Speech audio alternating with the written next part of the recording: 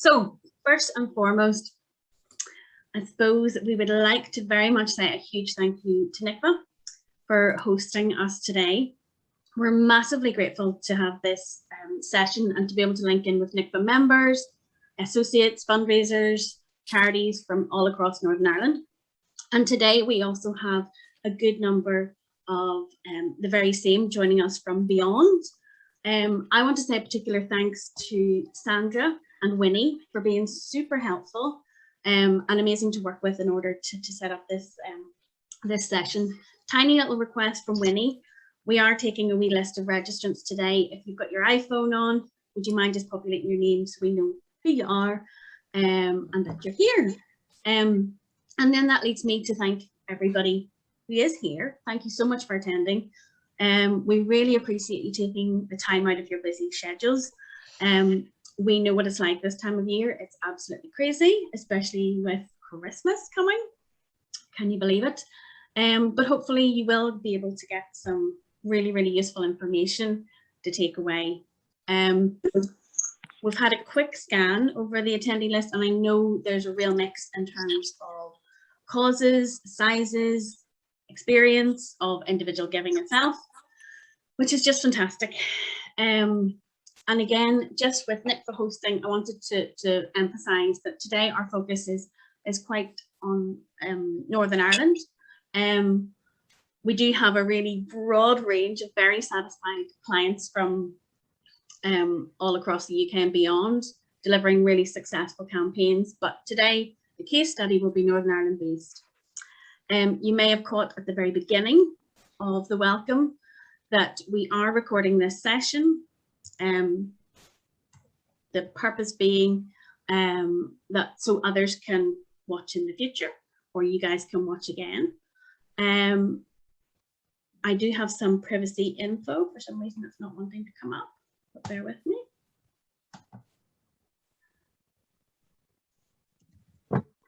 There it is there.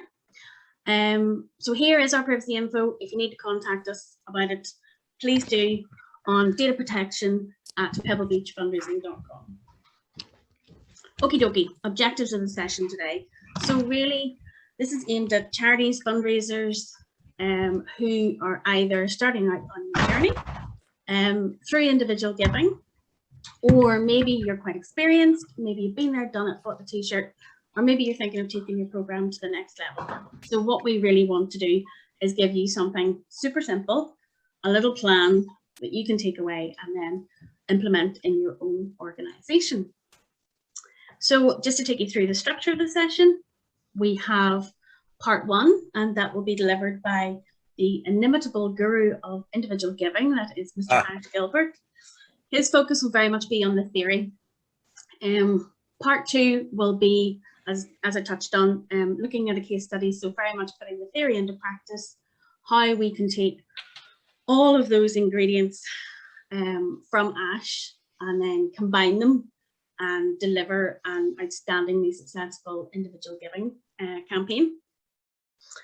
Part three is going to be over to you guys. We want to hear from you. We want to understand what your queries, your questions are. We'll do our best to answer them. If we can't do it today, we will happily come back to you. We want to get some comments, get some feedback from you. It'd be really lovely to hear some of your experience as well, because I know you're out there delivering it, you're doing it. Just a wee flag, it might be worth people muting up until that point, just in case there's dogs and postmen and stuff in the background. And then the last element will be a roundup, so that'll be having a look at just a roundup of what else Pebble Beach can do for you, because we do quite a range of magical things. We will also have information on our next webinar, which is coming up actually fairly quickly, and we will have our get in contact details. But that's me for now. So Mr. Gilbert, over to you. Hello, thank you. Have we got can we put me on screen?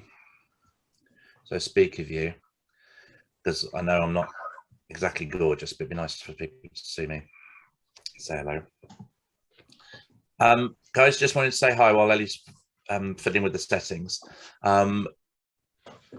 Really delighted to be here, and I know that for many of you, individual giving is something you may have done and been successful for. It may be something you've tried and not had success with. Maybe something that you've thought about, but not been able to make work for you.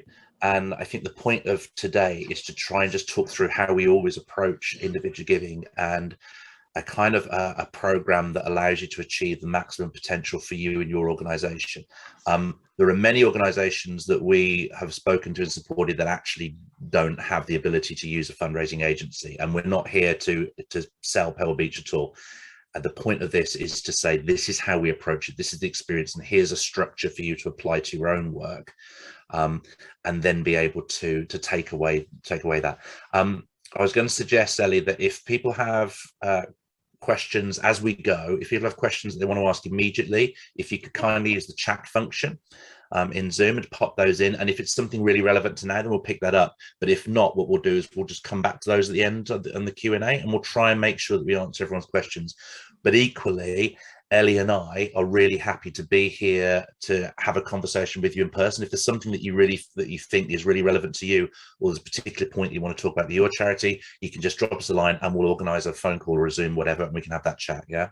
And this is all done with no obligation or whatever. We're happy to share what we know. All right. Okay. So the first thing I want to talk about in audience is in fundraising is audience, and it's the most important factor in fundraising is knowing your fundraising audience, and it's the thing that quite often gets thought about last. Having been in charity world for getting on 30 years now, it is scary how often a fundraising initiative or a campaign begins by someone having a bright idea about a picture or a catchphrase or a strapline, and then thinking, oh, right, what are we going to do with that then? And while those are important and positive parts of any fundraising campaign, for individual giving, the most important factor is the audience, is knowing who that you're speaking to. And it's the bit that quite often people are a bit worried about because it's a bit data-y, it's a bit techy. But actually, a simple process of examining the database, of looking at who you're talking to and understanding their position can make you, can give you the best opportunity of maximizing the effectiveness of any campaign that you're delivering. So the first thing you need to understand is, who are your supporters? When you're talking about individual giving, who are the individuals that you're giving to? What is the relationship that you have with them? How long have they been with you? How often have they supported? How have they supported? So one of the things that we will do with every charity that we deliver, for whom we deliver a campaign, is that we will ask for a complete and full unexpurgated version of all individuals in the database who can be legally communicated with, and I'll talk about GDPR, etc. in a bit. And what we'll do is we'll look at that data set and we'll say, right, who have you got? Where are they? What's the relationship? And what's the likely propensity to give in the future? Yeah. And if we can identify what they're interested in as well, then all the better. And we assume that people who are on your charity's database are interested in your cause, because that's why they're there in the first place. But is there a subset? Is there any specific information? And quite often, that loyalty, that engagement with the charity will come down to either a part of the cause, or it'll come down to geography, and it'll come down to where they are. So we need to be understanding what's the relationship. If we only had, like I say this quite a lot, if we only ever had one supporter, if we were trying to create a fundraising campaign for one supporter, and that's the only person we have, then we would look at their relationship and we'd know who they are, we'd know where they are, we'd know what they've given in the past, we'd hopefully know what they're interested in. And so when we created a fundraising campaign and a proposition to them, we'd reflect on all those elements of the relationship, we'd talk about that, and then we'd ask them for something that was relevant and related to their experience.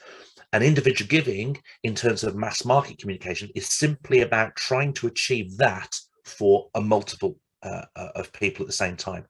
And obviously we cannot have everyone treat an individual, which is why we'll talk later about, and Ellie will show you how we segmented the an appeal in Northern Ireland, for example.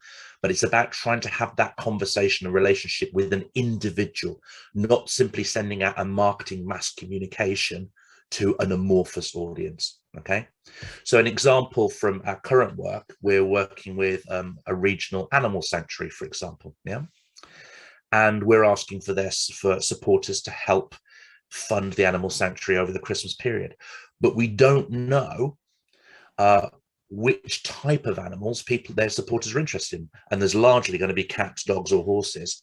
So we've made sure to cover off, we're talking about the relationship and the experience of care over the winter period for cats, dogs and horses, and they're all different, so that people that have that resonance, that have that passion about a particular animal, they'll see themselves and they'll see the thing that they're interested in that audience. So it's all about trying to find out, what do individuals like, what data and knowledge do you hold. And quite often we'll find that charities actually have more knowledge and information than they think they might have. And what's the giving history? The first question we ask is, who are your best supporters? And it's with individual giving, it's a trap that many charities can fall into, in that everyone is treated equally. And it's absolutely vital right at the outset to appreciate and understand that supporters are not equal. And the 80-20 rule, the Pareto principles you may have heard, always applies in every single charity database that we see. Within 1% either way, we will find that 80% of the giving from individuals is actually coming from 20% of the people who give. Okay, and if you look at some of the larger databases, the ratios become absolutely scary. We did a large piece of analysis for a large regional charity, and we found that just over a third of all giving by individuals in the whole history of that charity over 20 odd years had been given by just less than 2.5% of the people who supported it. And so the trap that many charities fall into with individual giving is simply saying, aha, I have individuals who support me, I will ask them for some money. And the best supporter is asked for the same donation for the same reason as the supporter who might have casually dropped a few quid into the charity many years beforehand. And what we're very conscious of whenever we work with any organization is to try and look at that top 20%. And if you are charged as the fundraiser, or if your chief exec comes out of a trustees meeting and says, right guys, I need another 20% of net income from you next year, please, you can achieve that either by doubling the entire value of giving that you receive from the bottom 80% of your audience that supports you, or you can achieve the same amount of increase by adding a quarter to the value of the top 20% of people who support you. And obviously it's much, much easier to lift 20% of giving by a quarter than doubling the rest of it. And that's why it's absolutely crucial to focus on that donor pyramid, as we would call it. If you imagine the pyramid with your top 20% there, it's absolutely crucial that we look at the needs and wants and the best relationship and the best proposition for those 20%. And we make sure we deliver that in the right way. And then once we've achieved that, that can then roll out to whoever else in the bottom 80% needs to receive the communication and is valid to receive that. So it's always about focusing on that, and it does take time. It is a pain, and I know that a lot of the fundraising databases, and we work with all of them. We work with Razor's Edge and Thank You and Harlequin and DonorFlex, etc., etc. And none of those databases are designed to be analytical tools. Yes, you can do campaign reports. Yes, you can write crystal reports to get information out, but you're having to know and ask the right question in order to get the right piece of evidence, the right piece of data out in the first place. What we will do, or someone like us, we don't care about the database. We simply strip raw data out, and we will then look at that database and the giving history within from a neutral perspective. And we will then look at each donor and say, right, does this individual have a likely propensity to give in the future? And because we've built this model over 15 years now, for a lot of charities, for all charities, we're able to identify the pyramid. We're able to identify the likely giving. We can never pin down exactly how much money will be raised from an appeal. That's never possible. What we can do, absolutely, is say, here is the hierarchy, here is the donor pyramid, and here are the 20% of the audience that are likely to give the 80% of the income to this appeal. And that then allows us to focus on those. And for some charities, we're talking about individual giving here, which generally means mass communication to a large number of people. But it's really important to focus on those major donors and high net worth individuals, as I've shortened there. Yeah. So major donors for us are people for whom communication should be one-to-one. There is a personal relationship, because the value of that donor is so great that we've got to invest the time to treat them as an individual. And that individual will often need one-to-one communications. We might invite them in, we might invite them to come and meet the chief exec or the trustees. We'd have a personal conversation with them. And when we ask them for money, we do so confident that we know them, we know what they're likely to be interested in, and we're pretty much certain that we've got the range of ask right. We're not going too high, we're not going too low, because we understand their giving. Yeah. That's how major donor fundraising should be approached. But again, a trap is that quite often charities will identify their top 50 or 100 major donors and put them into that personal program, not realizing that quite a lot of those simply aren't either open to that form of communication or aren't able to be contacted, can't come to the event, can't receive the personal meeting. And so what's absolutely crucial, even with people right at the top of the tree, is that we have a program that reaches out to them and asks them for money, even if we can't get to them in those face-to-face ways. And the high net worth individuals is even more appropriate. High net worth individuals are the rest of the 20% for whom it's just not worth the energy, or we don't have the resource to try and have that individual relationship with them, but they're still our fantastic supporters. So again, when we communicate with those, we should be putting more resource, more time and more effort into that communication. And so what we said there is spend time and effort on the top 20%. We really, really believe that we should spend 80% of our time, our effort and our budget talking to the top 20% of people who are going to give the 80% of the money. Yeah. And the trap that we see time after time is that charities will literally address every individual in exactly the same way with no differentiation. Yeah. And the final thing to think about for you in the last few years is, who can you actually ask, and how does GDPR and your privacy policy affect your choices? So when GDPR came in, many charities jumped to an opt-in only policy, fearful of this new law that's coming in, and they absolutely hemorrhaged their opportunity to talk to their supporters. There are many charities that we have worked with that went full opt-in and have now pulled back and resumed to legitimate interest. With individual giving, you have two opportunities for communication. The first is through opt-in, and that opt-in will always apply to electronic communication, so email, text messages. By law, you must have the authority, the previous authority of that individual to say, yes, you can communicate with me through email and digital communications, and then you're allowed to communicate. If you do not have that bespoke specific permission, by law, by the PECA 2003 legislation, you are not allowed to communicate with that individual. Direct mail, however, is different. Direct mail is permitted under GDPR under legitimate interest. So GDPR says that sending a letter to someone in an envelope with an appeal in it, if you wish, is in of itself a legitimate use of that person's data. So you do not have to have permission from an individual to send them a mail pack. You do have to have their permission. Again, the trap that many charities fell into after GDPR was introduced was to thinking, we're now going to go opt in, and we're going to tell people that you have to opt into communications in order for us to be able to communicate with you in any way, including direct mail, even though that wasn't necessary. Many charities are now pulling back from that and are revising their privacy policies. our strong advice, if you're just getting into this type of fundraising, is to give yourself the maximum flexibility and wiggle room that you can. So you have to have legal opt-in for electronic communications. You must adopt that and you must apply it.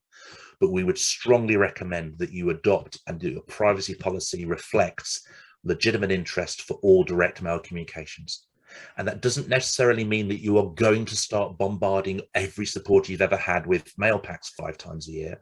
What it does mean, however, is that if the need is there, if the roof burns down, if a local crisis happens in the area, if the pandemic means that suddenly your reserves are depleted and you face a choice of either raising some money or having to cut services, then you want to be able to give yourself the opportunity to get out there and talk about that to your audiences. Yeah, so it's vital that you give yourself that opportunity, and using legitimate interest under GDPR gives you that chance. Okay, the last thing on audience is another trap that we see charities time after time falling into, is that they have a policy that says we will communicate with people who have given within the last, let's say, 3 years. Okay, and every single time we come across a line in the sand policy like that, we are immediately able to get into the database and we can find a donor that has given £5 once 35 months ago, and under that rule they would be allowed to receive the next communication. But then there's another donor who hasn't given for 37 months, but who has given many, many thousands of pounds over a 15, 20, 25-year period. But because the guillotine has come down, they're now not going to get the next communication. And those guillotines should not apply. There should be no delineation and rule that says we can only communicate you within a certain period of time. And the justification for that, one of the other campaigns that Ellie and I have worked on together in Northern Ireland, was for an equipment appeal. And one of the top asks was a particular specialist piece of equipment that cost £4,500. And one of the responders to the appeal came back and said, I don't normally give to this kind of stuff, but you really told me very clearly what you need and why you need it. And I'd like to buy that piece of machinery for £4,500. That person's last donation was 17 years ago, but we selected him for inclusion in that mailing because there was an extraordinary need, and 17 years ago he was an amazing supporter, so we gave him the opportunity to give, and he was reactivated with that. And particularly as we now all come out of the pandemic and we're all facing our own different versions of a challenge of how we get back to some kind of normality, how we face the pressures of the challenge of delivering the work that our charities do, there is an opportunity to reach further back in time and talk to people in a stronger and more passionate way and reach back further. But you've got to have the legal ability with your privacy policy to allow you to do that. Okay, right, moving off audience. Ellie, can we skip, please? My colleague Chelsea said I'm like Chris Whitty saying next slide, please. I'm one of those things. Thank you. So after you've thought about audience, and that does take work, it takes taking the information off, looking at your donors, who's going to be most likely to give me money, where should I be putting my effort? Once you've done that, the next thing to decide and agree on is proposition. And again, it's often overlooked in that, what do we actually need money for? It's a question I often ask when we begin a campaign with a charity. And all too often the response is, oh, well, we need to do what we do, or we've got to pay for our running costs, or we just need to pay for salaries, or we need to find £5,000 every day to continue what we do. And all of that is true, absolutely, but it isn't the problem solution that we'd like to put in front of an individual for a fundraising campaign. Okay, so it is always more successful to talk to an individual about a fundraising proposition that is, there is a challenge, there is a problem, and there is a solution to that. That solution costs a certain amount of money. And today, Mr. Smith or whoever, we are asking you to give this specific tangible amount of money because that's going to help us to solve this problem. Yeah. And we get into a lot of challenges sometimes with the charities for whom we work, is in saying, yes, of course you need money from revenue, and individual giving is often seen as a route towards unrestricted giving. And that's why it's like, we can just spend the money on admin and where we wanted to. And of course, we all need to pay the bills to be able to deliver the work that we do. but the motivation of people to support you is far greater if we can talk about something specific and tangible, if we can give them a story, if we can tell them about the work of the charity, give them an example, show them what happens when they make that donation, show them the benefit, show them the output that is made possible from that donation. Yeah, allow them to see that they're making a direct contribution to something that they feel passionate about. Okay, and we'll talk about that. The case study that Ellie's going to walk you through is a really great example of that in action. Yeah, a specific example of work that's part of a larger charity. And you've all got that. You've all got moments within your everyday work within your charity that are magnificent and wonderful and emotional and life-affirming and dynamic. Yeah, and it's frustrating for us as outsiders to see sometimes charities say, oh, we just do what we do. We've always done it that way. There is a reason your charity exists, and that's because at some point there was a situation or a problem that made someone feel emotional or angry, and the result of that was the creation of the charity that you support. And that cause, the reason for that charity's existence still exists today. That passion, that excitement, that dynamism, that desire to see a better world, to solve a problem, to make things better for a particular constituency or an area or animals or saving the planet or whatever it might be, that still happens. And that passion and enthusiasm and engagement is what is needed when we're reaching out to individuals to get that response back from. Yeah? Guys, if you join recently, could you mute, please, guys? Sorry, whoever's speaking, I can hear you. So if you can hear me, guys, if you can mute your audio, please, that'd be helpful. Thank you. It is. Yeah. Morning. So we want to try and understand. St. James's. Yeah, it's all very good. Okay, I'm going to keep going, guys. If you can hear me, if you can mute, please. We want to try and get that passion across to each donor, how they can make a difference, how they can see and understand the difference that they're making. We also want to understand what type of giving. So at the moment, for the last 18 months, we've been almost exclusively focused on cash giving. Throughout the pandemic, the variety of charities that we've been supporting, it's not been sensible or logical to talk about long-term sustainable giving like a regular gift, because that's not where we are. The situation we're in is a one-off unique situation that's creating one-off unique problems, and that requires a one-off cash donation. And so we've been talking about that, but we've been able to go back to the audiences and the charities we support a number of times. For some of the charities, we've been back 4 or 5 times during the pandemic, all with flavors of urgent emergency cash appeals, but all of those appeals following the narrative. So in April, May last year, we were talking about the emergency situation into the pandemic. Don't know what the future's like. Can you help us? And that's for a variety of charities. We work with a lot of medical charities, animal charities, environmental charities as well. But throughout the last 18 months, we then developed and taken the support for East Enders. Taken the support on a journey. Ellie, are you able to mute, please, for me? I'm seeing what I can do. Thank you. So we're taking the supporter on a journey through the last 18 months and trying to get them to a point. They really are. She's very if you just click on the individual and then click mute on that person, Ellie. Say that again, sorry. Click on the individual and then you can mute that individual. Is it Robert? Because he keeps popping up. So we want to get to the point where we're asking them something relevant for now. Yeah.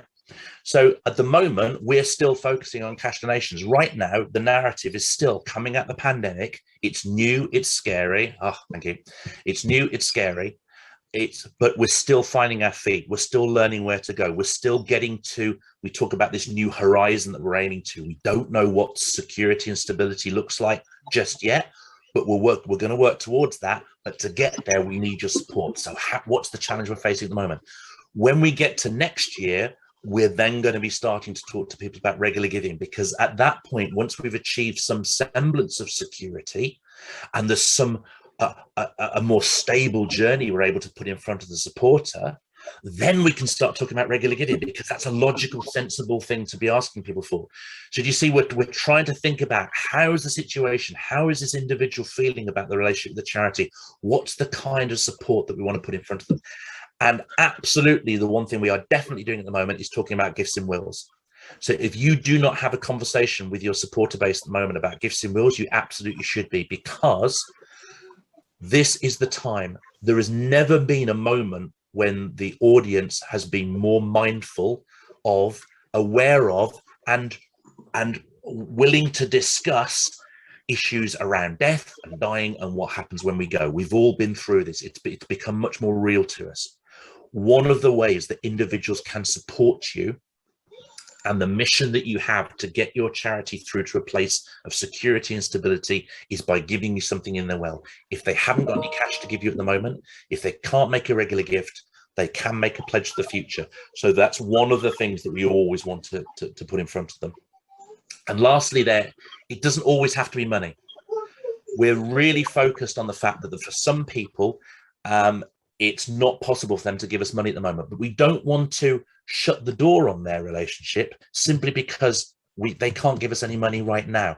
Let's give them the opportunity to stay part of the family, to continue to be a loved and valued member of the organization that they share the passion for, even if they haven't got any cash right now because times are tough. Let's keep them on board, because when they come back, if we keep that relationship going, if we keep communicating and let them know that they are part of our family, then in a year or 2 years' time, when they get back on their feet and they want to be able to start supporting again, they'll reflect that support in the charities they've got that strength of relationship with. Okay. Right, Ellie, everybody want to skip forward, please.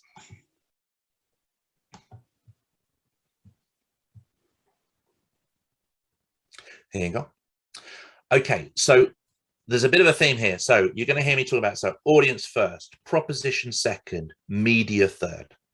So once we know who we're speaking to and we have absolutely nailed down what it is we want to talk about, right, how do we actually have that communication? And right at the top there in this list is face-to-face, or now video, Zoom, take your pick. That's about personal one-to-one communication. So for those major donors or the high net worth individuals that are willing to come to a schmooze or a gathering or whatever it might be, the best form of communication, of course, is face-to-face. If we can look people in the eye, talk to them about the need, offer them the opportunity to support, that's the best way of getting support. But if we can't get there, and as I said earlier, for a lot of major donors and high net worth individuals, face-to-face just simply isn't an option at the moment because they don't want to be face-to-face with people they don't know, and we get that, then direct mail is a way that we can reach through to them. So as I said, direct mail is not restricted by GDPR. Of itself, it is a legitimate use of donor data, which is why gathering mailing address details whenever you encounter a new supporter is absolutely vital, because if nothing else happens, at least you can mail them if you need to. Yeah. So we're seeing a lot of direct mail, and direct mail is incredibly responsive. We've worked with a number of charities, many charities over the last 18 months who have launched emergency, please help us through the pandemic type support campaigns. And they've done that through digital or social media. Yeah. And they've had a great response. They've had a really brilliant response. But, and it's a big but, where we've delivered integrated campaigns where direct mail is part of that journey alongside email and social media, what we've seen is about a third of all giving comes online, but about 20% of that is actually pushed by email and social media. 80% of the giving has been created by that direct mail communication. A small percentage of the audience respond to direct mail by going online and donating because that's their comfort zone. Brilliant, that's absolutely fine. But the vast majority of gifts, 2/3 of giving that we've seen over the whole of the last 18 months have been in an envelope in response to an envelope. And yes, people are giving online more than they usually do. And yes, it is much cheaper and less complicated and less hassle to deliver a social media only campaign. But if your only communication media is social media, you will only reach those people who actually engage in that way. And the majority of your audiences do not still engage in social media in that way. Yeah. So in order to maximize the net income, and this is the key thing, Ellie and I have this conversation quite a lot. It's about net income. Yes, you have to spend more money up front in order to get an envelope with a passionate appeal landing on the doorstep in front of a supporter. But in order to maximize your net income, you have to invest in that. Okay. The next one there is telephone. Telephone is incredibly useful, but since the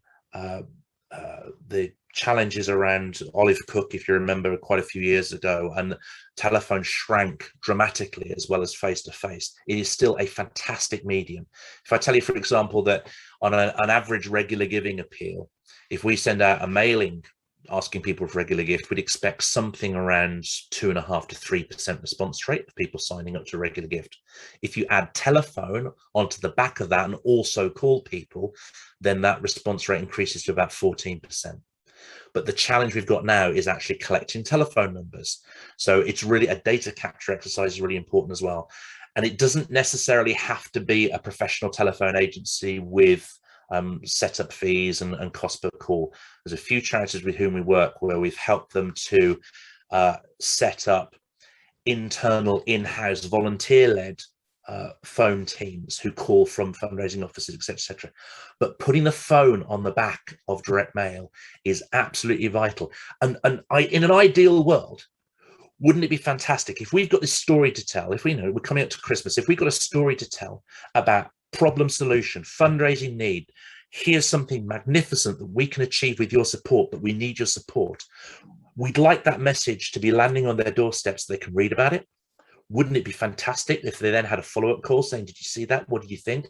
Wouldn't it be also magnificent if they got an email a couple of weeks later going, did you see that? Here's a bit more of an update. We'd love to get your response. And when they get onto social media, they're also seeing stories of people, of case studies around that particular need. They're seeing stories of people responding to it and how magnificent it is that this community is really responding. Yeah.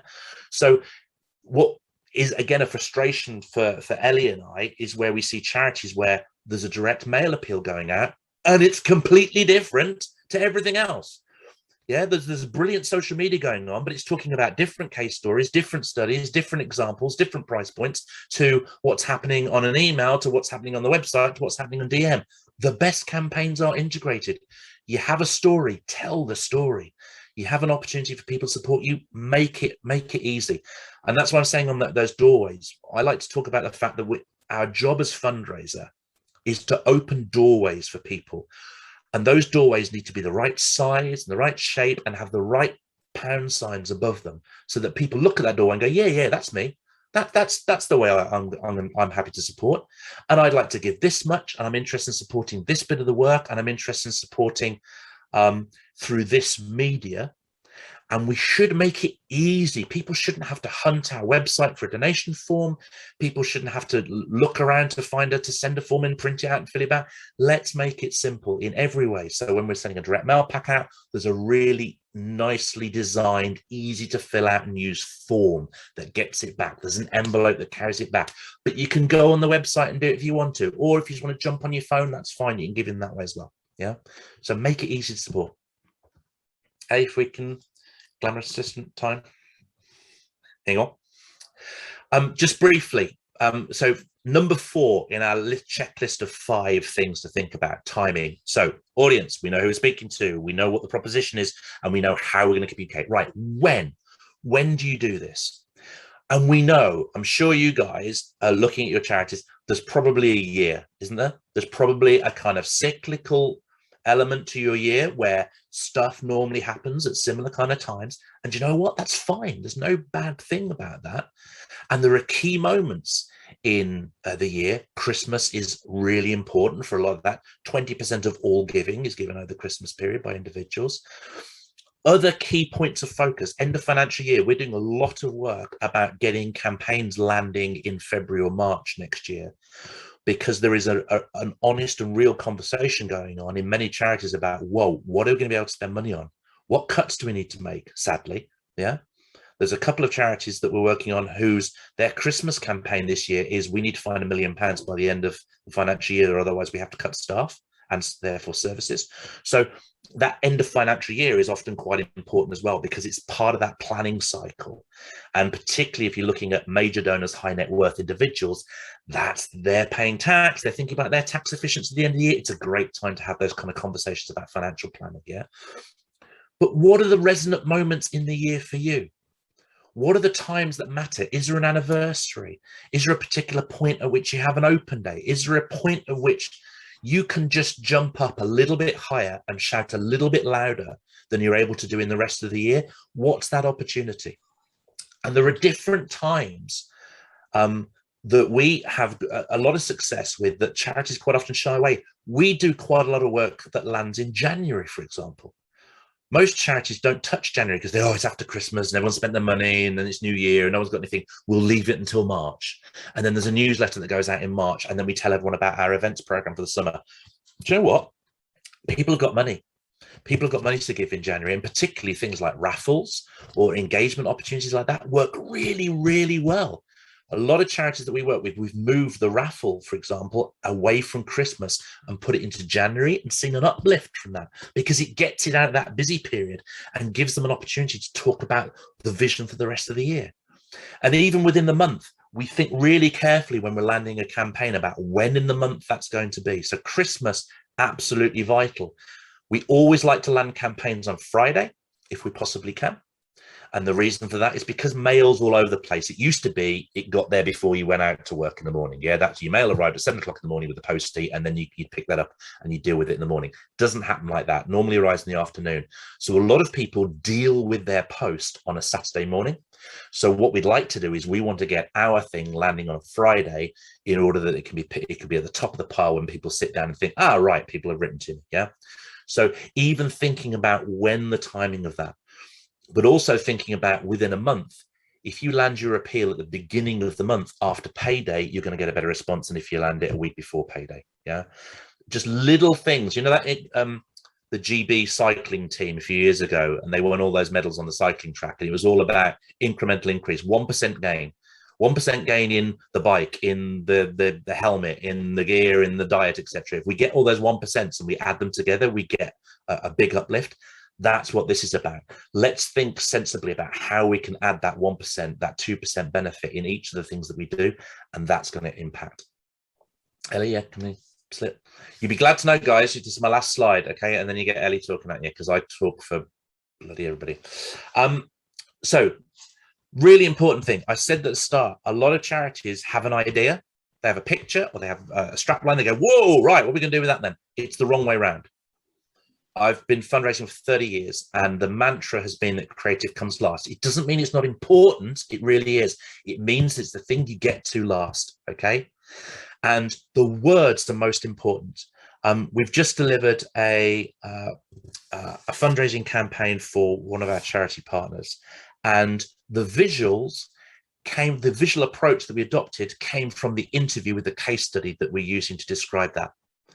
So we had no idea on creative. We'd already made decisions on audience and about proposition. We knew the kind of work we wanted to talk about. We found a case study that demonstrated that work in action. And when I went and spoke to that lady, she came out with a particular conversation about her reaction, how she'd supported the charity. And it was just one of those things that blows your mind. You think, that's incredible. What an amazing little thing. And the whole creative approach has come from that.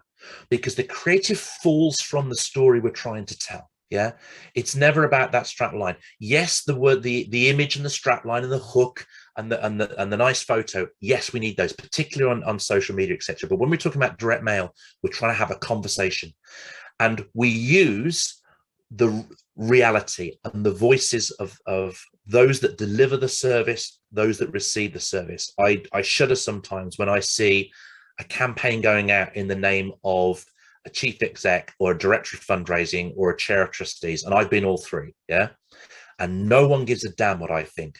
I'm a fat bloke in a suit, and no one gives a damn what I think about anything. What's important are those people that actually deliver the work on the ground.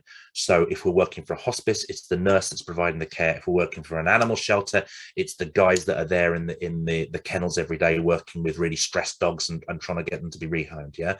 If we're working with a national health charity, it's the leader, it's the lead clinician who's trying to deliver, you know, a new research proposition. Who is it that is the honest, real voice? And I know that quite a lot of the time, those people are not marketers. They're not happy and comfortable in that area, and they're not suddenly going to turn into, you know, a fantastic presenter. And that's where we come in. It's our job to talk to them, to take their passion, their enthusiasm, their drive to deliver a better world, and then to put that in their voice in front of the reader. Yeah. And what's absolutely crucial, if Ellie and I are working with a nurse, for example, when that nurse communicates, she will not sound like a slick, trained marketer. She'll sound like a nurse.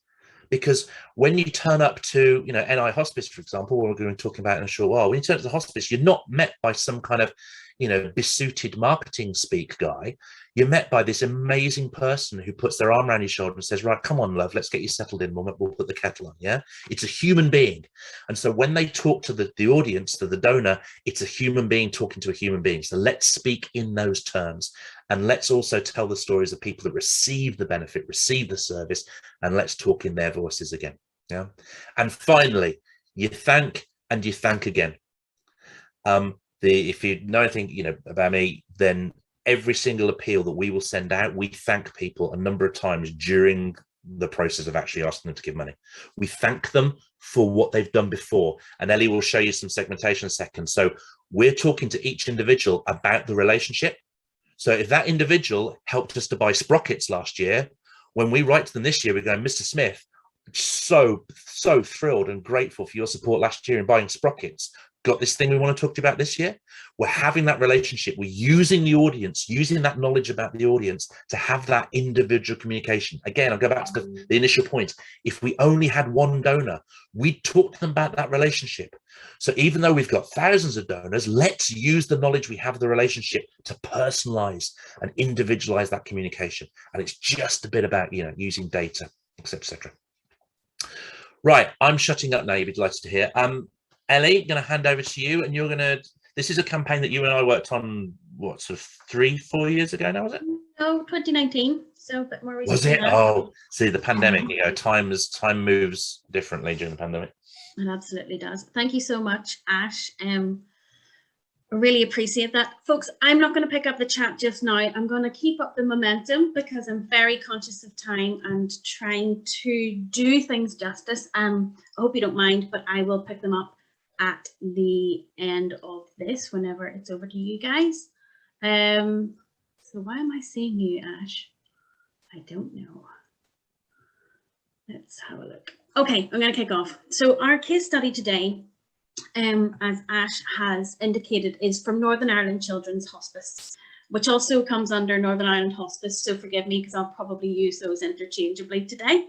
But essentially, for anybody that's not familiar, Northern Ireland Children's Hospice is in Newtownabbey, just outside of Belfast, and has been looking after local children who need intensive nursing support for over 20 years now, hard to believe. So I was fortunate enough to work leading the individual giving team, but that also incorporated supporter care, supporter database, and also I was really lucky because I was able to employ the services of this amazing fundraising agency called Pebblebeach. So the case study today, I will kick off with audience, naturally, and we're going to talk about this appeal, which sort of essentially developed into a campaign, and we called it I'm Coming Home Appeal. So the audience topped out at a pretty healthy final mail file of, so this was for the direct mail part, but it made up 11,920 individuals. I'm going to share a bit about how we actually got there. Hold on, I will move this wee differ. There we go. So I'm aware that Northern Ireland Hospice is a big beast by way of Northern Ireland based charities. With big beasts, you get big mail files. But this was a pretty big mail file, even by Northern Ireland Hospice's standards. There was method in the madness. I think it's fair to say that prior to Pebblebeach's coming on board, the hospice maybe wasn't navigating data as effectively as we could. There was a sort of standard split, pretty clunky approach where we had children's, we had adult supporters, and then of course you do get people who support both.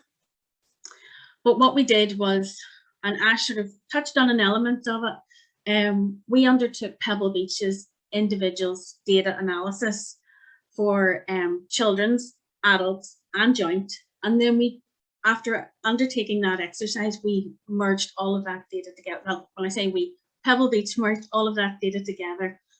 And what that meant was, with the IDA, we were taking all of the transactional data, all of the mailing data from ever, and we were applying that propensity that Ash touched on, where we were looking at evidence from other supporters who behaved in the same way in terms of recency, frequency, and value.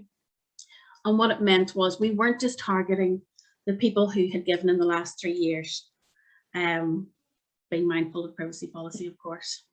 What we had was this really fantastic output.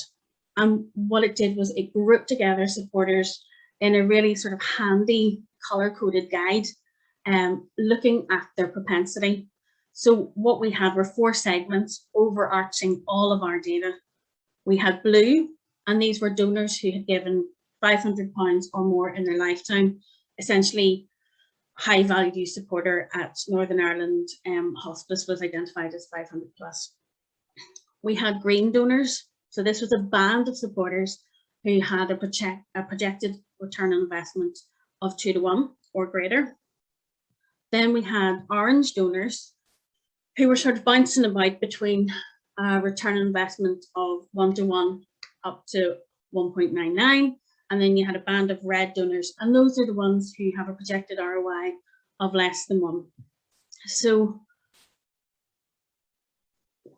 Pebblebeach kindly presented these recommendations, and it's all within this data hierarchy that Ash has referred to. Obviously, we prioritised children's, which is natural, but also we took on board recommendations to look at joint, and we also wanted to test some small groups of carefully selected adult supporters. So going for it, we went for all our blues, all our greens, all our oranges, and a couple of red segments chucked in for good measure from the children's, just to see if we could essentially reactivate and uplift.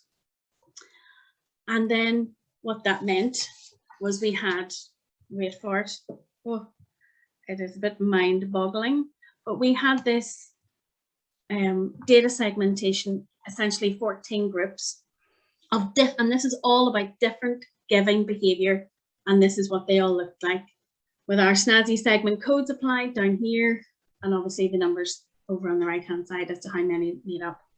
So just pulling out some key groups for us, there was 2 children's high value groups up the top. We didn't go for mid value with this appeal. We stuck with the sort of high value standard value split. We also had a bunch of children's appeal supporters, well, recent children's appeal supporters. So things like Jingle and Children's Summer 2018. These were obviously what you would expect to be pretty good performers for us. We also had that adult supporters test. I think there was 3 in total. But they were our tip top adults. So we knew they were our top performing adults. We were looking at sort of bringing them over and creating and expanding that joint file. And then we had our regular givers, our lights to remember supporters, our sort of general supporters where we don't really know what their motivation is. It's a bit of a catch-all. And then IMO, which is our in-memory supporter group. So this is a slide aside, but for me, all of this, looking at this segmentation really flags the importance of understanding the motivation for a gift. I think sometimes it can get lost, but not only understanding it, but capturing it effectively. And dare I say, using an effective source code, putting it in a really good functional database, and making sure maybe the person that's doing all of that sort of data input is somebody who's invested, values the process, committed to getting things right. Somebody like what we often had at Northern Ireland Hospice, a superstar supporter care person who could really deliver that. So that gives you a little bit of a flavour of the audience for the mailing appeal. Skipping on to proposition. So for me, and I think it's fair to say, there was two elements that really came together with this specific appeal. One was the fundraising need, and two was the story. So I'm going to give you a bit of background on the need, and hopefully this sort of helps pull together exactly how tangible this can be. So at the time at Northern Ireland Children's Hospice, only 6 out of 10 beds were able to be operational. Multitude of issues as to why, but one key element obviously being funding. In recent years, the team have seen a massive shift in terms of the families that were in the greatest need for services.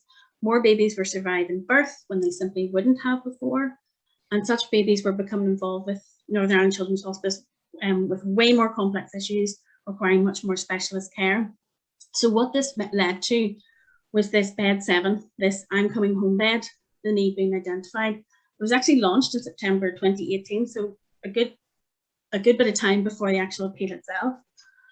But I think the need was so great, people were so passionate about it, and so it went ahead without all of the funding in place. The main objective is about transferring babies out of hospital, getting them out of hospital and home or to the hospice, keeping families together, supporting them to be able to spend precious time together. And the cost of this amazing care was £350,000 per year. We were successful in securing 50% funding from the Health Board and the PHA, so only 175k to find. And then the second element, the story. So this is the case study that brought that need alive. I have to say, I still feel really privileged to be involved with this family. They're a young Belfast-based family, mum and dad, and a big sister. And they'd been one of the first families to be supported by the I'm Coming Home bed, helping to bring home their baby Kathleen. Kathleen was born with a life expectancy of only days, but after 4 months in the hospital, mum and dad were just desperate to be able to leave. So Northern Ireland Children's Hospice ended up becoming their home for 7 weeks, 7 really precious weeks. And in that time, they were able to spend time together as a family. They were able to be cared for and have the cuddles that you would want with a new baby, whilst baby Kathleen got all the care, all round the clock medical care that she needed. So that meant that what we ended up with was a really compelling ask, those two things together. The need was unequivocal, 175k. We kept the ask actually really, really simple and really accessible for our supporters. There's a really strong emphasis on, I suppose, value for money. When you take 175k, you break that down over the year, it's £479.45 for a day's care. And again, when you break that down even further, that's £19.98 per hour, which I think by anybody's standards is really incredible value for money. Ellie, can I just add something to that? Sorry, just yeah, go for it. On that point, a lot of people are surprised. You'll see the price points there on the response form: £39.96, £19.98, £479.52, and you think, oh, what are you doing? Putting weird specific amounts in there. It makes it real. It brings it tangible. It's the asks that work best are never the £25 or whatever you can afford, and we never talk about the overall cost and funding, like the 175,000. If we said it's going to cost us 175,000 pounds to do this, can you just give us what you can? It's not relatable to that individual. So by telling the story of Caitlin and saying an hour of Caitlin's care costs £19.98, and you could buy that care for another little baby, the next baby that needs the I'm Coming Home bed. That's what makes it real. Yeah, and that's what makes it. And people give those amounts. They take the time to actually give. The number of 479.52s that came in was really pleasing, because people gave that amount. And sorry, Ellie, just a bit of background on this. you and I worked together on the children's thing, I can hear some people in my head going, oh, it's children's hospice, that's dead easy. It really wasn't. The hospice had struggled with the children's service fundraising proposition because people naturally wanted to give to the adult service. That was where the big money was coming in. And the children's proposition was a much tougher ask at the time, if you remember. So it was pulling that information out and pulling that specific ask out was, and really focusing on the children's work was actually quite recent. I think because with adults, people had the connection, so was cared for. There was an assumption there that there was a lack of understanding. Yeah. Sorry. Absolutely. Right. No, not at all. And you've just sort of rounded it off for me in that that sort of the big day amount, we gave people the option to pay for a day essentially. And whenever they did, their name was entered on like a roll of honor, and that was displayed in the children's hospice. So it was, I think for me, it was just that it was so simple. It was so simple. We did not over egg the pudding with this one. Okay, let's week us over. So, again, I'm not going to labor this element. We didn't do anything snazzy. There was no sort of bangs and whistles, or all we did was we built on a really solid foundation. So offline, we had the mail pack, and you're seeing elements throughout the presentation, and that's quite deliberate on my part because I'm not sort of hitting you with the images or the sort of really compelling images just yet. I want to lure you in. But yeah, I mean, at the end of the day, the mail pack was simple. It was well constructed. It was a warm mailing. We didn't do door drop. We knew like Christmas would be a better proposition for that. No fancy engagement devices. So yes, straightforward, solid. And we also wanted to maximize sort of the investment in the pack. So I think it topped out at about being 51 pence per pack. But we worked closely. We had a really good comms team who took a lot of content, got it out there to a broad range of media outlets, and we obviously integrated it across online platforms as well. The press stuff also capitalised on the fact it was Children's Hospice Week too. So in terms of online, we had with the website a dedicated appeal site. We had tailored giving pages, everything updated with relevant content, specific appeal asks. As Ash says, people were really responsive to that. From an email perspective, we had two, I think, that we dispatched. One was for supporters who we only have email addresses for. The other was like a reminder style communication. So that took place a wee bit later in the campaign. I think it was maybe 2 or 3 weeks into it. From a social perspective, all the usual, you guys know this, and I think we ran elements for up to 6 weeks, but it was just your Facebook, your Instagram, your Twitter, LinkedIn, everything rounded off there. And then there was a video element in terms of those sponsors who had paid for a day.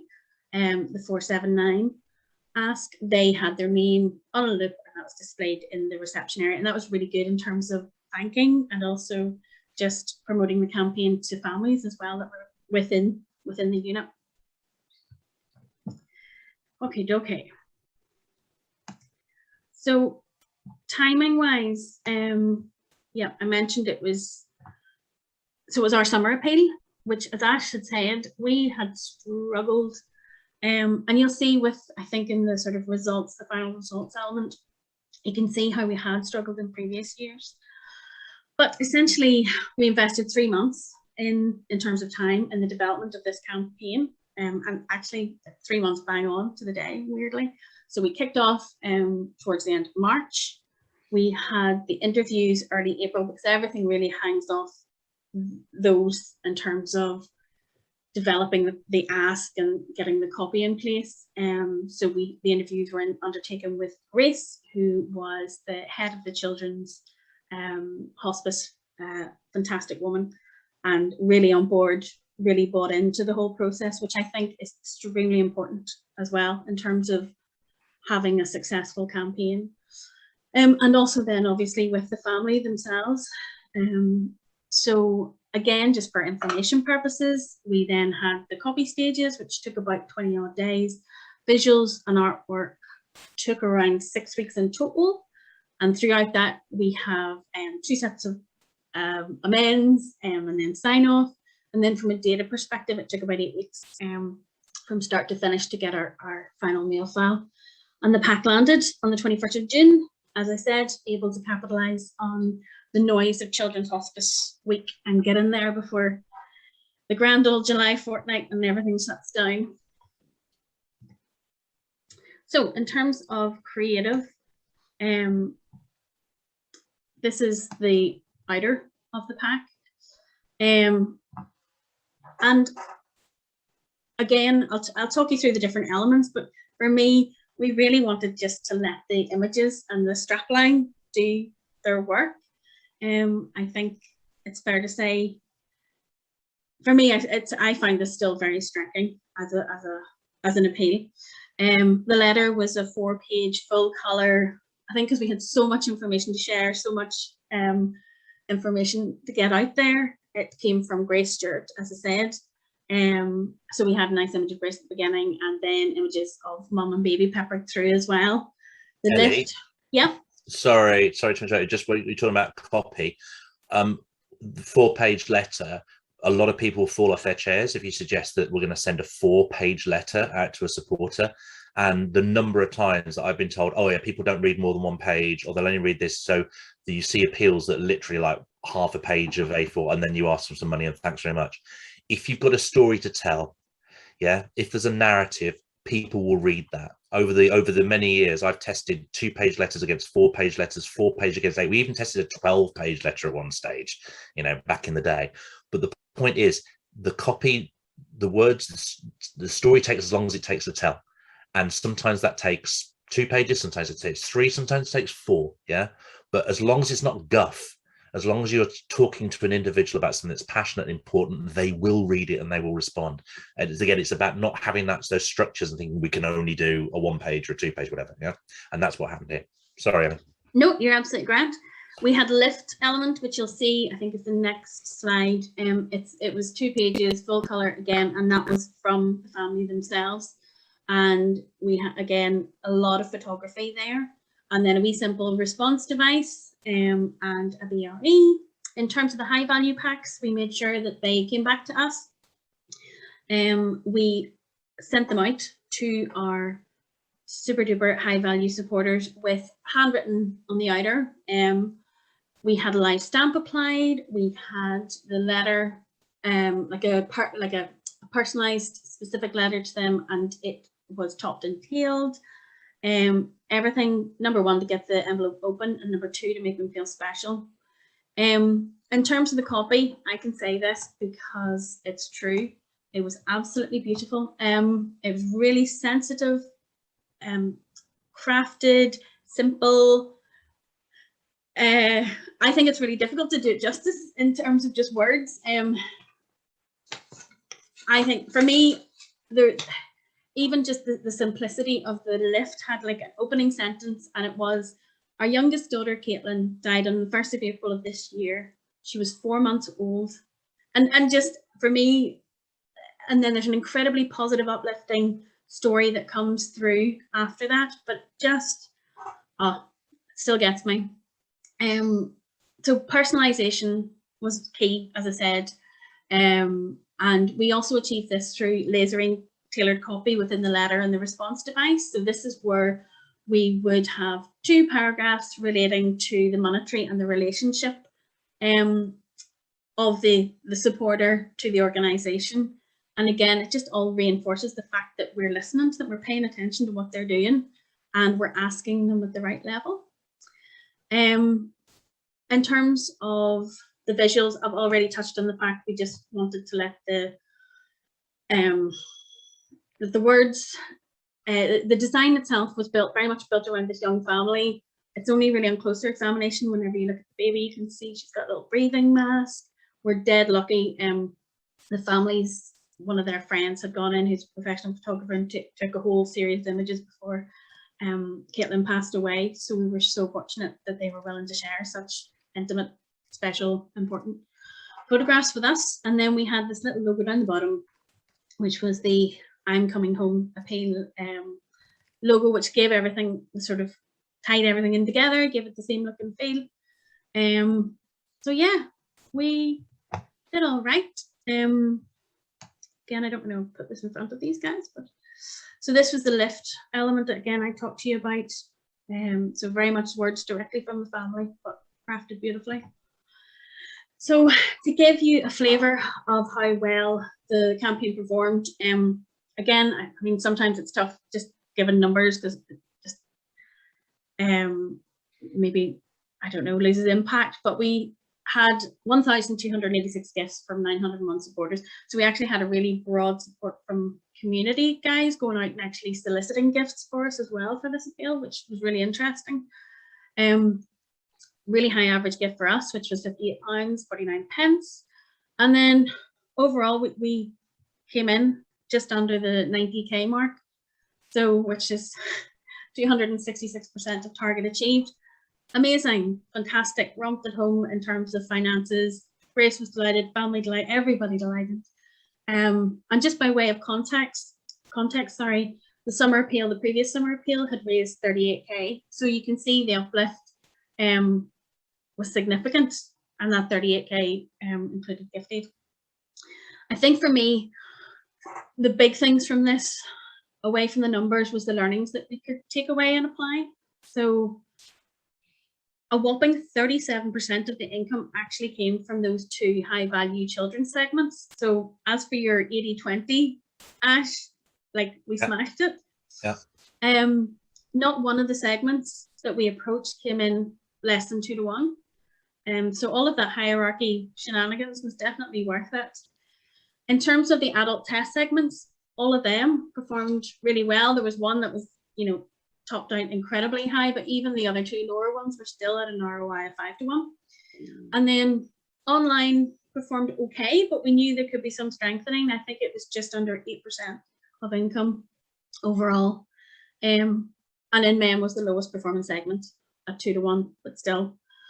So I hope that gives you guys a bit of a flavour how applying sort of Pebblebeach model success can be achieved across an individual giving program. And I recognise, you know, everybody's at different stages, but it's really about applying the principles.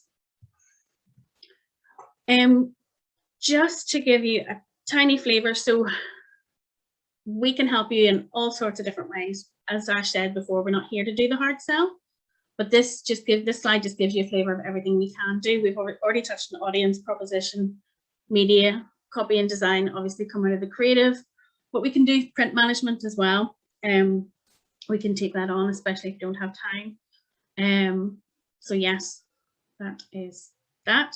And then there's other things we can do. But I think if we move on to questions, that's probably the natural time. I was just looking at the I was just looking into the chat, Ellie. I think there's a first point. So Robert was asking if you had a line, that we talked about that line in the sand, if you had that for this campaign, and was that changed afterwards? So I don't think you had a specific policy at the hospice at that point, did you? You mean in terms of privacy? No, yeah, in terms of we will only communicate up to a certain amount of time. No, I think there had been discussion, but we essentially were able to go all the way back. I don't think we weren't limited in any way. Okay. There had been discussion about the 3 years, and then somebody saw sense, and it was overruled. So many times we see it's like it's the head of IT or one of the trustees has made a decision on privacy policy, and they know nothing about it. It's just so frustrating. By the way, guys, obviously I appreciate we're going to try and finish by 11:30, but if you need to go, that's absolutely fine. The presentation is available. It'll be available on our website, and NICVA will have this as well, so you'll be able to get that. But Ellie and I are here to answer anyone's questions. If you want to come and have a chat and just pick brains about your charity, that's fine. Just let us know and we'll do that. And if you've got any questions now, please pop them in the chat and we'll come to them. Ellie, I've worked on it with a couple of charities over the last year that had that exact problem that Robert, you were asking about. So here are charities that had made that opt-in decision. Yeah. Yep. And one of them, there was a new director of fundraising that turned up. Smallish charity, had a database of about a usable database, about 4,500 people. And the previous incumbent had taken the decision to go full opt-in and then not ask anyone for permissions. So the new director of fundraising arrived with a database of 4,500 people that he wasn't allowed to communicate with because there were no opt-ins, but that's because they hadn't asked for any opt-ins. So the decision there was the privacy policy was changed. This has happened a couple of times, and we've worked with a specialist agency that's helped us with our data work, and we're quite happy to give you their details if it's helpful. They work with charities about GDPR all the time. So what we did is the privacy policy was changed to say we're no longer going to be using opt-in. We're going to use legitimate interest for communication. That change of privacy policy was then delivered to the audience through email and also through newsletter. Yeah. And then 28 days later, after it was then assumed and appreciated that people who had an opportunity to say, actually, no, I don't want you to communicate with me, they had the opportunity to tell them that, then the new communication went out and there were no complaints at all. Now, this one charity that I've just said, they actually just went, sorry, we either break the law or we go bust, and they took that decision, and that was wrong. They shouldn't have done that. But it was either we go under literally, or we have to start again and pretend that decision hadn't been made and start again. And there's been these examples where the Charity Commission, the Information Commissioner's Office, as long as there is a pathway, as long as you can show that you're working towards best practice, if a mistake's been made in the past, you don't have to live with it forever. You can go back and make changes, but you have to communicate that you're on that pathway in that process. And the Charity Commission and the Information Commissioner's Office can give advice on that. But again, we've got data protection people, DPP is the agency that we've worked with, and they work with a lot of charities about getting this right. So you're not stuck if you're in that situation of having opt-ins, etc., or you've got that 3-year cutoff. You can change, but there is a process you can go through to make sure that you do it in the right way. Yeah. Ellie, the other question was asked from Karen about cold. Yeah. It's one of the challenges, of course, we're talking about communications to people that support the charity. What do you do about going and getting new supporters? Yeah, and that's always the challenge, is it not? I mean, you've done a lot of work on donor recruitment for many charities, I know. It's not easy. It takes time. It's a long-term process. Yeah, is that fair? I mean, the thing I would say, what we talked about, the most important thing that for any individual giving program, any charity, is can you look at your existing supporters, the ones that you already have and the ones that are naturally arriving?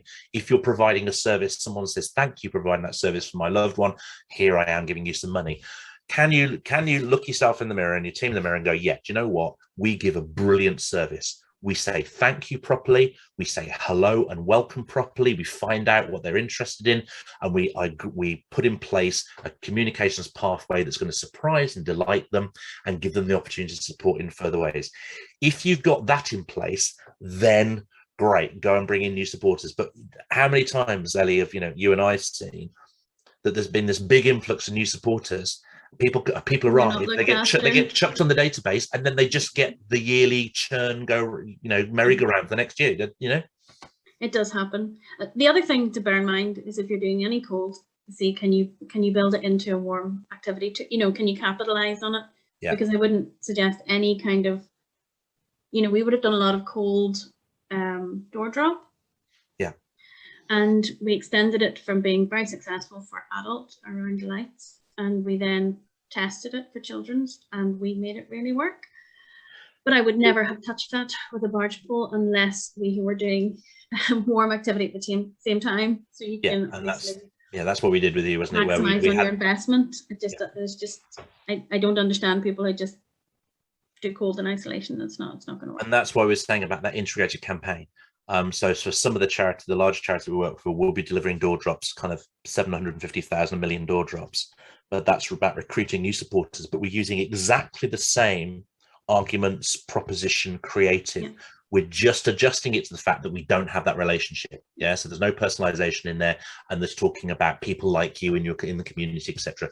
We do, however, one campaign that we delivered up in Scotland a few years ago was about recruiting new nurses for a particular area, and there were 8 different nurses, and depending on where you lived, you had a different nurse that was looking after you. So we used digital print so that wherever you lived, you got hello there, I'm your local nurse, and the picture of that particular nurse that was relevant to you in your area. And we just used digital print in cold to reach out, so that if you receive that cold pack, you had a hello from the nurse that was actually working on your patch in your area. So it can be done.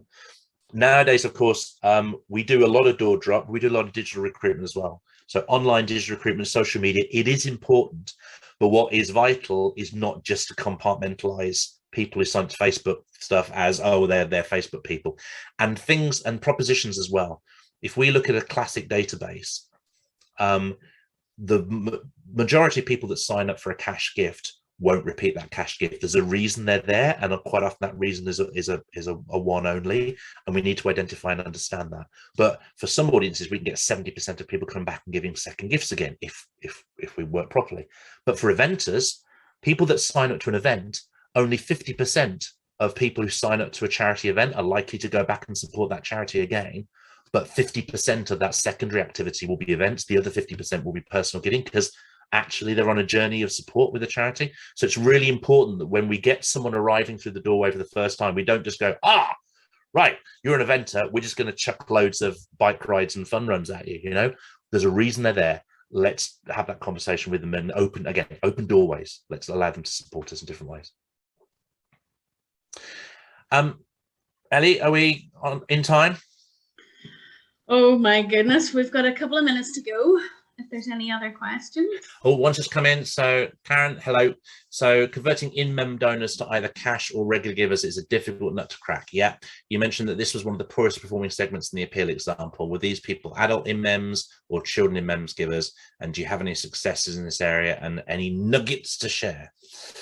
I'm not sure what nuggets I'll be able to conjure up for you, Karen. In that particular example, those were in-mems are largely adults, hospice supporter in-mems. And NI Hospice has a real challenge as a joint service. The vast majority of people who engage with it on a fundraising basis are there because you've looked after an adult that I love, and I want to say thank you, and here's some money. Yeah. And we say that we work quite a lot in the hospice movement. Everyone knows someone who's been to an adult hospice or has had some kind of adult hospice care by now. Almost no one has ever met a family with a life-limited child, thankfully, you know, and so that personal engagement and empathy isn't there. So when we talk about that, the hospice was having a challenge, and it was talking about its work. We are here to support adults and children, but actually on the ground, the work with adults and the kind of nature of support with adults is vastly different from the children's hospice. Children's hospice is actually about living, about supporting children for often many, many years and allowing them to have the maximum life opportunities possible. So by separating those audiences out, the work that we did to identify those people who had definitely supported a children's proposition before and hadn't supported an adult, we were able to focus on the right audience.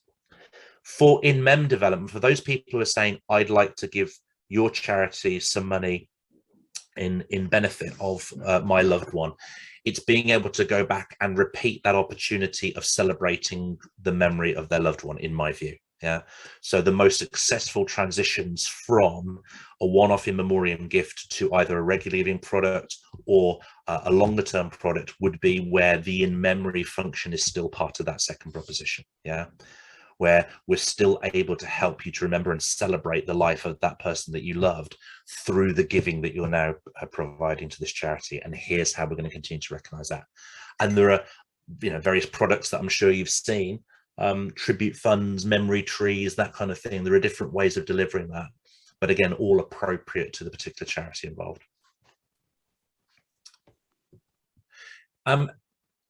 Anyone else? I think that's we've covered that. So annual rotation of interested parties, how do you maintain ongoing support? So if you have an annual rotation of interested partners to the childcare space, how do you maintain ongoing supporters? Okay.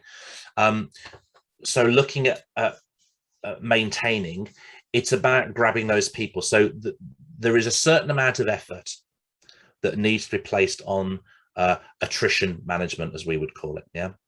And it's entirely appropriate for any charity that there are some people, while they are engaged in that relationship, they're going to be interested in supporting the charity. And you know what? If that engagement stops, then their support will stop as well.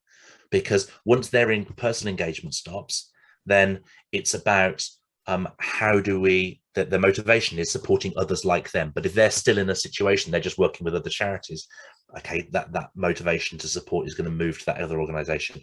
What's vital in attrition management is simply having a process in place that recognizes that. Yeah.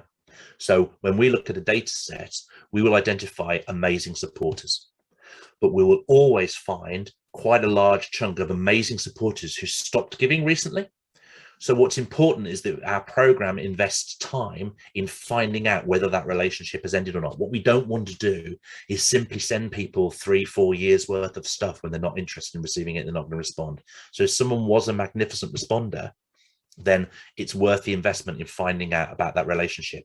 And the way that I describe that is if someone gives you £5, if we just put them in the churn and send them 3 years worth of stuff, we'll end up spending what, £12-15 on them by the time we've printed and posted and time, etc.